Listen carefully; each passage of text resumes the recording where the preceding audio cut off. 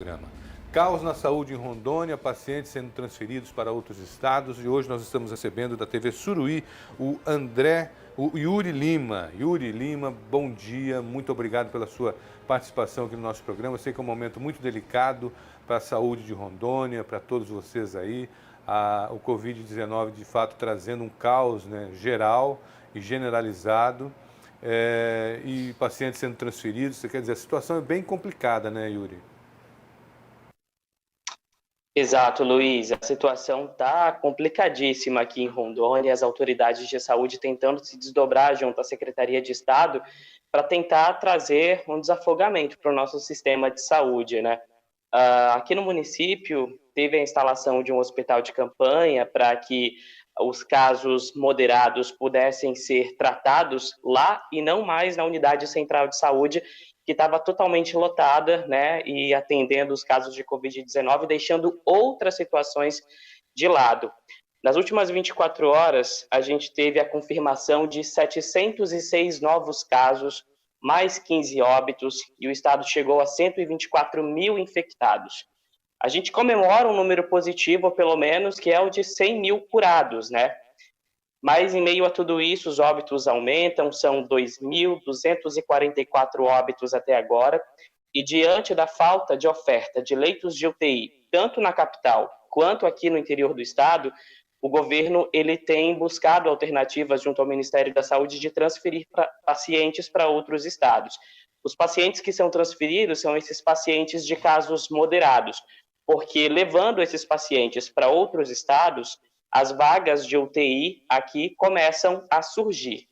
No fim de semana, o que aconteceu é que lá em Porto Velho, o segundo hospital de campanha recebeu mais 20 leitos de UTI. O hospital já tinha 30, agora a gente tem 50 na capital, só que para que esses novos 20 leitos funcionem, de fato, precisam de profissionais de saúde. E a outra falta que nós estamos presenciando e acompanhando aqui no estado.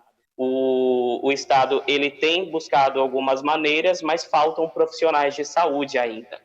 Quer dizer, para montar a UTI, eu já vou aproveitar e fazer a entrevista com o Yuri, aproveitar essa conversa já, porque para montar a UTI não é só equipamento, né? Tem a equipe médica, né? Que essa talvez é a maior dificuldade, né? Exatamente. Essa é a maior dificuldade que a gente tem encontrado por aqui.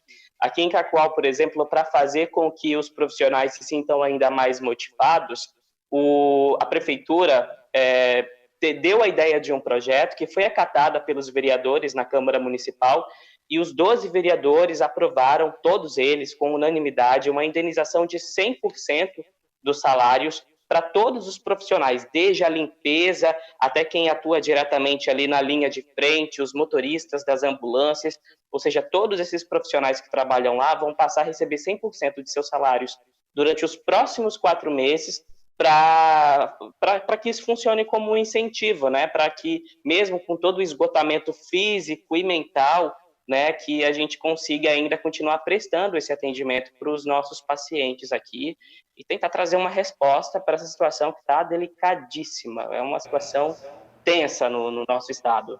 E um reconhecimento também ao trabalho que eles estão realizando, né? Porque quem está na linha de frente está, de fato, tendo que se desdobrar. Agora, Yuri, em relação aos pacientes que estão sendo transferidos para outros estados, Mato Grosso, por exemplo, recebeu alguns pacientes, se não me engano, 10. Eu queria que você confirmasse esse número para mim. Como é que está o estado de saúde dessas pessoas que foram transferidas? Pois é, eu até procurei essas informações para a gente saber o número total de pacientes que estão sendo transferidos. Até agora, o governo sinalizou que 35 já foram transferidos para outros estados. Acredito que na semana passada, o estado de Mato Grosso sinalizou que tinha possibilidade de receber 10 pacientes. O governo confirmou que 4 deles foram de fato transferidos aí para o Mato Grosso, aí para o estado de Mato Grosso, e que são 4 pacientes que estavam em estado grave, que foram levados em uma aeronave do Corpo de Bombeiros e seguiram entubados. A gente ainda não conseguiu um retorno de como está o quadro de saúde desses pacientes, mas o que a gente espera é que eles tenham melhorado, né? Até porque eles já saíram daqui entubados na aeronave, e é uma situação assim que outro problema que o governo enfrenta é a divergência de dados, né? Muita coisa é publicada a respeito do quadro de pacientes internados, da oferta de leitos de UTI, mas logo depois o Ministério Público tem atuado em cima, mostrando que o Estado supostamente tem omitido alguns dados em relação à pandemia. Então, assim, o caos na saúde ele está em todos os aspectos, desde a administração até a execução do trabalho. O que aconteceu aí? Porque quando a gente fala em caos na saúde, houve uma explosão no número de casos ou a inoperância, inércia do governo? Qual que é o principal fator que levou a essa situação que vocês se encontram hoje? O principal fator que a gente observa aqui é justamente a explosão de casos.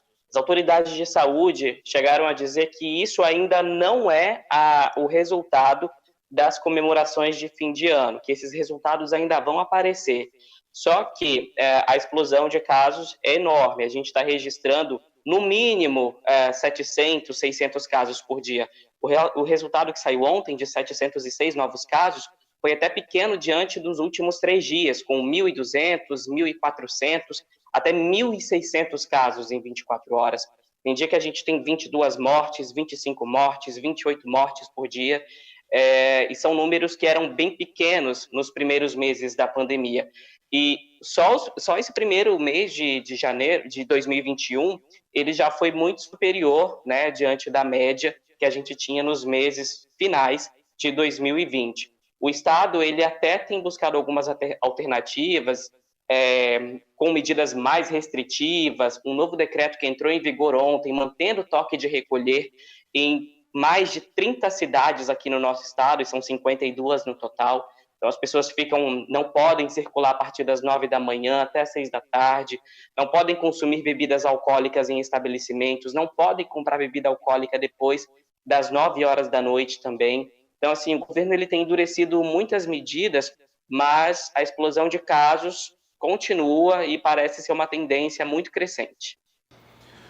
Yuri Lima, muito obrigado pela tua participação, pelas informações. Torcemos para que a situação aí em Rondônia melhore e que você volte aqui ao programa em breve, trazendo mais notícias, mas notícias boas, de uma volta por cima, de uma retomada, exato. Enfim. É isso que nós torcemos, tá bom? Muito obrigado, um abraço a todos da TV Suruí, aí direto de Cacoal. Muito obrigado. Obrigado. Obrigado.